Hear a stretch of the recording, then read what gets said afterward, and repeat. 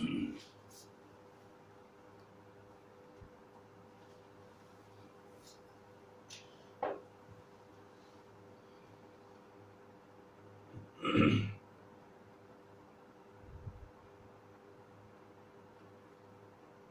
باللہ من الشیطان الرجیم بسم اللہ الرحمن الرحیم ثم اوحینا الیک ان اتبع ملت ابراہیم حنیفا وما کان من المشرکین صدق اللہ العظیم۔ عزیز طلباء و طالبات، یہ سورۃ النحل کی آیت مبارکہ نمبر 123 ہے۔ اس میں بھی حضرت ابراہیم علیہ السلام کے حوالے سے گفتگو ہو رہی ہے۔ پچھلی آیات کے اندر یہ بات ارشاد فرمائی تھی کہ ابراہیم علیہ السلام اپنی ذات کے اندر ایک امت تھے اور دین حنیف پہ قائم تھے، مشرکین میں سے نہ تھے، اللہ کی نعمتوں کا شکر ادا کرنے والے تھے، اور اللہ نے انہیں ہدایت کے راستے کے لیے چن لیا تھا۔ انہیں دنیا کے اندر بھی رب العالمین نے بھلائی عطا فرمائی اور آخرت کے اندر بھی انہیں بھلائی عطا فرمائیں گے، اور وہ اللہ کے صالحین میں سے تھے۔ یہاں ارشاد فرمایا جا رہا ہے ثم اوحینا، ثم پھر اوحینا وحی کی ہم نے الیکا تمہاری طرف، ان اتبع یہ کہ تم پیروی کرو، ملت دین کی، ابراہیم ابراہیم کے دین کی، حنیفہ جو حنیف تھے، راست رو تھے، یک رخ تھے، وما کانا اور نہ تھے، من المشرکین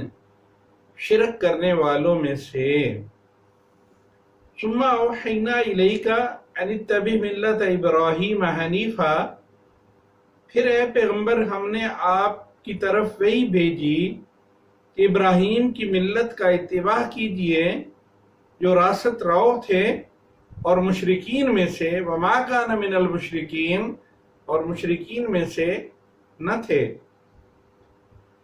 یہ حضرت ابراہیم علیہ السلام کا سب سے بڑا اعزاز ہے کہ اللہ تعالیٰ نے سید المرسلین خاتم النبیین صلی اللہ علیہ وسلم کو آپ کی ملت کے اتباع کا حکم دیا، کیونکہ اللہ تعالیٰ کی فرما برداری اور غیر اللہ سے یکسر لا تعلقی کا اعلیٰ معیار جو حضرت ابراہیم نے قائم کیا تھا، اسی لیے حضرت صلی اللہ علیہ وسلم کو فرمایا جا رہا ہے کہ اب دین کو ٹھیک طریقے پر قائم کر دو، جہاں آپ کے باپ ابراہیم علیہ السلام نے اسے چھوڑا تھا وہاں سے اسے سٹارٹ کرو اے پیغمبر صلی اللہ علیہ وسلم۔ چنانچہ تمہارے اعمال، تمہارے عقائد، ان میں شرک کا شائبہ تک نہیں ہونا چاہیے، اور نہ یہود و نصارہ اور مشرکین عرب کی بدعتوں کا ان کے اندر شائبہ ہو۔ تم نماز، روزہ، حج، زکوٰۃ اور دوسرے تمام دینی اعمال اور رسوم و آداب کو ہر آمیزش سے پاک کر کے بالکل اسی صورت میں جاری کرو جس طرح حضرت ابراہیم علیہ السلام کے زمانے میں یہ سر انجام دیے جاتے تھے۔ اس آیت مبارکہ سے پتہ چلتا ہے کہ جو عبادات اللہ نے امت مسلمہ پہ فرض فرمائی ہیں، یہی عبادات حضرت ابراہیم علیہ السلام کے زمانے میں جناب ابراہیم علیہ السلام کی امت میں بھی تھی۔ حلال و حرام کے جو طریقے نبی کریم صلی اللہ علیہ وسلم نے رائج فرمائے ہیں، یہی حلال و حرام کا طریقہ سنت ابراہیمی کے تحت ہے اور حضرت ابراہیم علیہ السلام کے دین کا حصہ تھا۔ لہٰذا یہ اسی طرح واجب الاطاعت امت محمد کے اندر بھی ہے، جس طرح یہ واجب الاطاعت حضرت ابراہیم علیہ السلام کی امت میں تھا، اور پھر فرمایا انما جعل السبت علی الذین اختلفوا فیہ وَإِنَّ رَبَّكَ لَيَحْكُمُ بَيْنَهُمْ يَوْمَ الْقِيَامَةِ فِيمَا كَانُوا فِيهِ يَخْتَلِفُونَ انما جعل، انما اس کے سوا نہیں، جعل مقرر کیا گیا، السبت ہفتے کا دن، علی الذین ان لوگوں پہ، اختلفوا جنہوں نے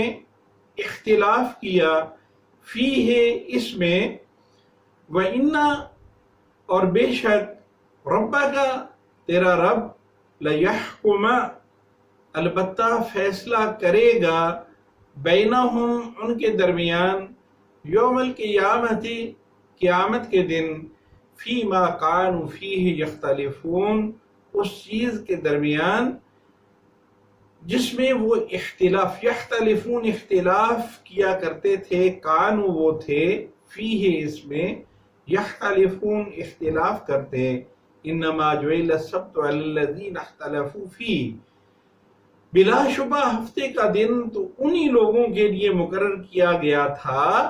جنہوں نے اس میں اختلاف کیا، وَإِنَّ رَبَّكَ لَيَحْكُمَ بَيْنَهُمْ يَوْمَ الْقِيَامَةِ اور بے شک آپ کا رب قیامت کے دن ان میں ان باتوں کے بارے میں فیصلہ فرما دے گا، فیما کانوا فیہ یختلفون جن کے مابین وہ اختلاف کیا کرتے تھے۔ یہاں یوم السبت کا فرمایا جا رہا ہے کہ اس یوم السبت کا ملت ابراہیمی کے ساتھ کوئی تعلق نہیں ہے،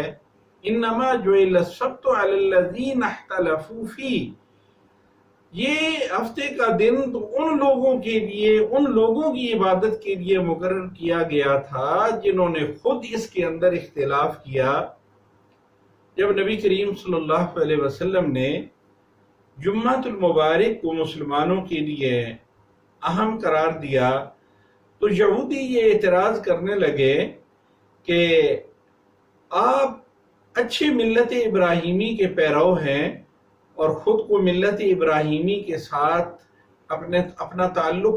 ملت ابراہیمی کے ساتھ ظاہر کرتے ہیں،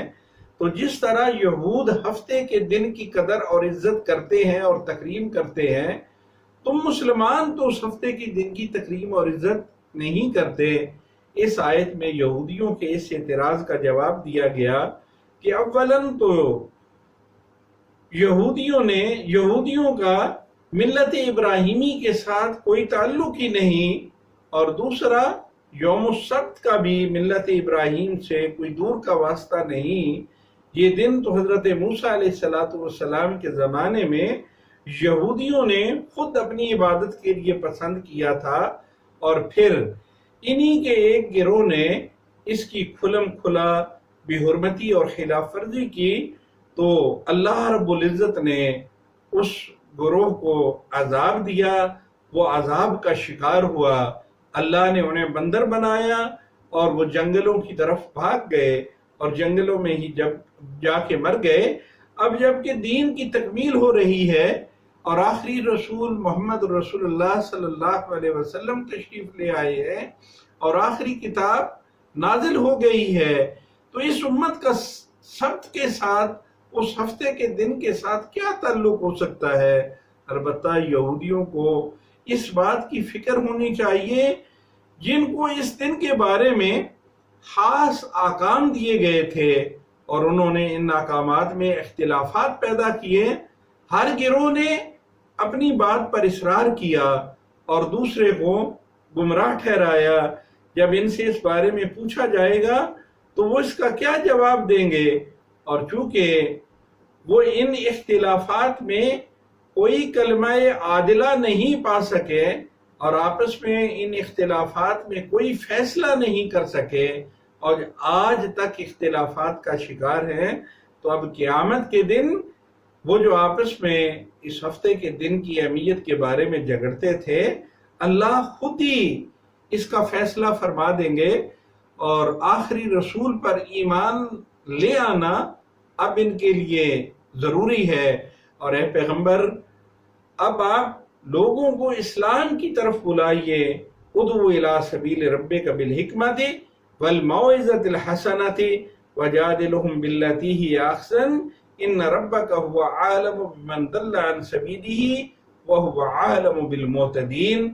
ادعو، تم بلاؤ، الی طرف، سبیل راستے کی طرف،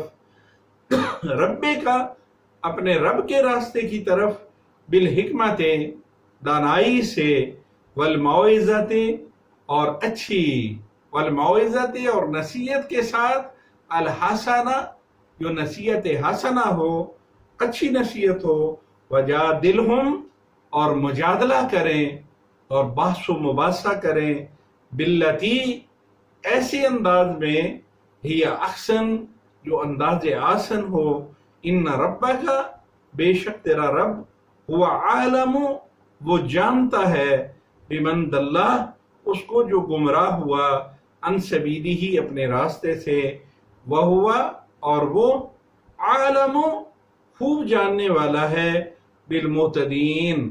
راہ ہدایت پانے والوں کو، صحیح راہ پانے والوں کو۔ اے پیغمبر صلی اللہ علیہ وسلم لوگوں کو دانش اور نیک نصیحت سے اپنے رب کی طرف، اس کے رب کے راستے کی طرف بلائیں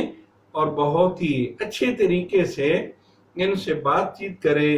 جو اس کے راستے سے بھٹک گیا اللہ تعالیٰ اسے خوب اچھی طرح جانتا ہے، اور جو راستے پہ چلنے والے ہیں ان سے بھی اللہ خوب واقف ہیں۔ اس آیت مبارکہ کو پڑھ کے ایسے محسوس ہوتا ہے کہ یہ آیت اس وقت نازل ہوئی جب ہجرت کا وقت قریب تھا، مسلمانوں پہ سختیوں کی مکہ میں انتہا ہو چکی تھی، اور اب مسلمان مدینہ کی طرف ہجرت کرنے والے تھے۔ تو نبی کریم صلی اللہ علیہ وسلم کو اس ہجرت کے بعد مدینہ میں دعوت و تبلیغ کے انداز اور طریقے سکھائے جا رہے ہیں، اور یہ بتایا جا رہا ہے کہ کس انداز سے آپ نے لوگوں کو اسلام کی دعوت دینی ہے، اور ساتھ ہی قیامت تک دین کا کام کرنے والوں کو آداب سکھائے جا رہے ہیں کہ کس طرح تم نے لوگوں کو دین کی طرف بلانا ہے، کیونکہ ایک نادان اور غیر تربیت یافتہ مبلغ اپنی دعوت کے لیے اس دعوت کے دشمنوں سے بھی زیادہ ضرر رساں ہو سکتا ہے اگر وہ ان کے پیش کیے ہوئے جو سوال ہیں ان کے جواب بودے اور غیر منطقی دے اور کمزور انداز سے دے، تو پھر اس کی تبلیغ اثر نہیں کرتی۔ اگر اس کا انداز اور تبلیغ کا انداز خطابت انتہائی سخت اور معاندانہ اور ضد پر مبنی ہوگا تو پھر بھی اس کی تبلیغ اثر نہیں کرے گی، اور اگر اس کی تبلیغ اخلاص اور للہیت کے نور سے محروم ہوگی تو وہ اپنے سامعین کو دعوت سے متنفر کر دے گا، کیونکہ اسلام کی نشر و اشاعت کا انحصار تبلیغ اور فقط تبلیغ پر ہے۔ اس کو قبول کرنے کے لیے نہ کوئی رشوت پیش کی جاتی ہے، نہ کوئی سفارش کرائی جاتی ہے، نہ کوئی جبر اور اکراہ سے کام لیا جاتا ہے، بلکہ اللہ تعالیٰ کے نزدیک وہ ایمان ہی نہیں جس کے پس پردہ کوئی دنیاوی لالچ یا خوف و ہراس ہو۔ اس لیے اللہ تعالیٰ نے اپنے محبوب صلی اللہ علیہ وسلم کو دعوت و تبلیغ کے آداب کی تعلیم دی، اور اس آیت کا ایک ایک لفظ غور طلب ہے۔ دین اسلام کو سبیل ربک، ادعو الی سبیل ربک، اے پیغمبر